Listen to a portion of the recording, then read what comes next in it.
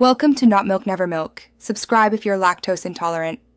In this video, I will explain how to jumpstart your Dodge Challenger safely. First, prioritize safety by wearing eye protection and removing any metal jewelry. Make sure both vehicles are completely off and not touching each other. Engage the parking brake on both cars and ensure automatic transmissions are in park. Also, turn off all unnecessary electrical loads like the radio or heater in both vehicles to prevent surges. Now, let's connect the positive cables. Open the hood of your Challenger and locate the remote positive jumpstart post, usually marked with a plus sign and a red cover. Connect one end of the red jumper cable to this positive post. Then, take the other end of the red cable and securely attach it to the positive terminal of the booster vehicle's battery. Ensure both connections are firm and secure.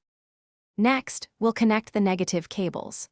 Take one end of the black jumper cable and connect it to the negative terminal of the booster vehicle's battery.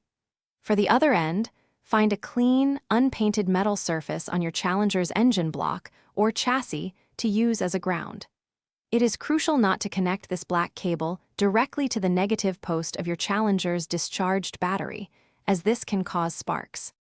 With all cables connected, start the engine of the booster vehicle and let it run for about 2 to 3 minutes. This allows some charge to transfer to your Challenger's battery. After a few minutes, try starting your Dodge Challenger.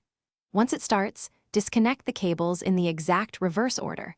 First, remove the black negative cable from the Challenger's ground, then from the booster battery. Finally, remove the red positive cable from both vehicles. Thanks for watching. If this was helpful, leave a like and consider subscribing. See you next time.